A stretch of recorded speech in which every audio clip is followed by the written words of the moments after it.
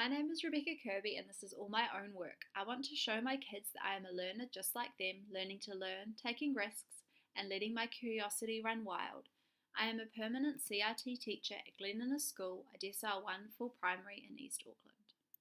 The kids I teach are digital natives, using one-to-one digital tools in the classroom. A challenge that the kids I work with face is their lack of resilience. Resilience is an essential 21st century skill. Explicitly teaching resilience is something I want to incorporate in my innovation. As our kids, especially in years 5 to 8, are looking at a screen for a majority of the school day, I believe they are missing out on the wealth of hands-on learning that digital technology has to offer. Taking part in the Mind Lab has opened my eyes to different types of hands-on digital technology. There has never been a time in my teaching journey where I haven't been exploring new ways to use digital technology in the classroom. The main tools I have used are Google Drive, Slides, Draw and Blogger, the app Explain Everything and her Teacher dashboard. I have worked with Samsung to trial the use of their tablets in the classroom. Through this process, I learned a lot about what systems and infrastructure is needed to enable technology to work successfully in the classroom. To critically reflect on the teaching of the 21st century skill of collaboration, I used Microsoft's innovative teaching and learning rubrics.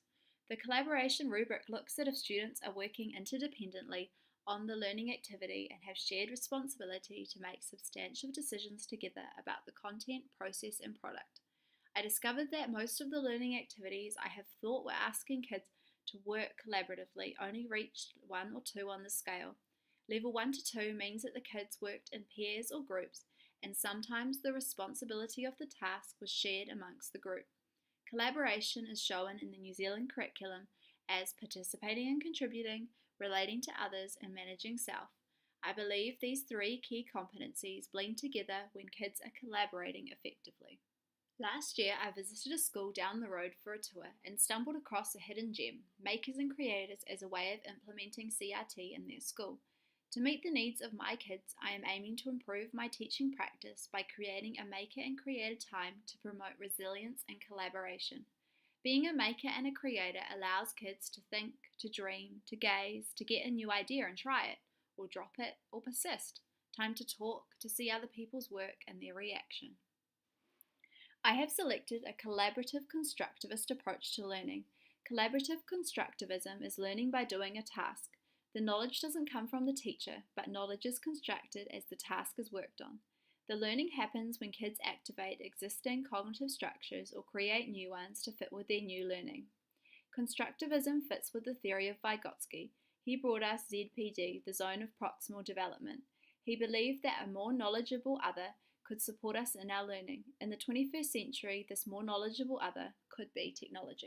I have used the TPAC model to analyse how my innovation aligns with the technology I have available, my personal pedagogy, and the pedagogy of my school, and the content knowledge I am teaching.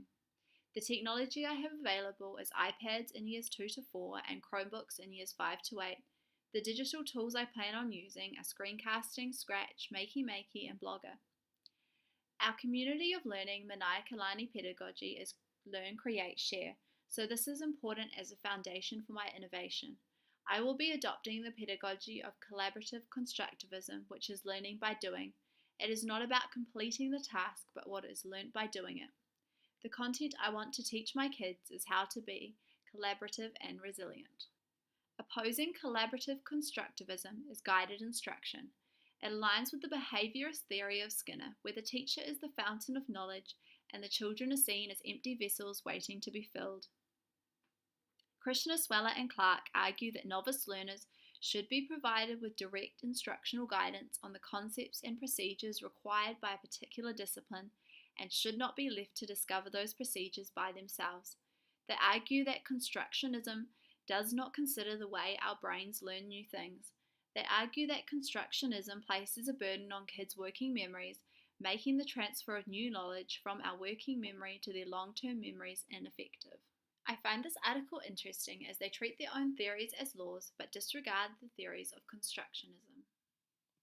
Straits and Wilk investigated the effectiveness of discovery learning in the classroom and concluded their study with this quote: "The study presented here shows that a moderate amount of discovery learning used in combination with traditional methods of instruction may be an effective means of promoting student achievement."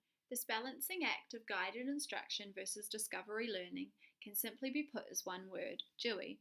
Dewey believed that great learning happened when teachers found a balance between being led by the kids and the content. He believed that the key to finding the perfect balance was innovation and giving the kids ownership over their own learning journeys. I think using a school's CIT time as a way to expose kids to collaborative constructionism without taking it to its extreme is wise, as I believe the kids at my school need the support of guided instruction, especially our ESOL and low oral language learners. So, what will this look like at Glen Innes School in Term 2 and beyond? I plan to introduce our school to make it and create a time in each class's CRT. The learning activities will involve the kids working collaboratively to solve problems using digital tools. The digital tools that I am going to use are screencasting, Scratch, Makey, and Blogger. I have used the SAMR model and the Manaiakalani Learn, Create, Share pedagogy to show how these tools could improve my digital and collaborative teaching practice. At the Learn stage of the Learn, Create, Share pedagogy, I will use screencasting. The screencasts will be used for in-class flipping. I plan on making them as simple explanations of the digital technology the kids will be using, for example, Scratch. The kids will be able to access these videos through a Google site, making the learning rewindable, which I believe is crucial in supporting the large number of ESOL and low oral language learners at my school. When used in this way, it sits at the redefinition level of the SAMR model. At the Create stage of Learn, Create, Share, I will use Scratch. It sits at the redefinition level of the SAMR model as it allows for the creation of interactive stories, games, and animations, which are not conceivable without the use of digital technology. Scratch helps kids to think creatively, solve problems, and work collaboratively, all essential 21st century skills. A Makey enables Scratch to become a hands-on learning tool. At the Share stage of the Learn, Create, Share pedagogy, I will use Blogger. It sits at the redefinition level of the SAMR model as it allows kids to share their learning with a global audience, something which was possible without digital technology but not practical. So to finish up, I am aiming to improve my teaching practice by creating a make it and create a time in classrooms to promote resilience and collaboration using hands-on digital technology and problem solving. I have more questions swirling in my head than I began the Mind Lab with. I'm feeling more open to failing with the goal of adding value to the learning journeys of the kids at Glen Innes School.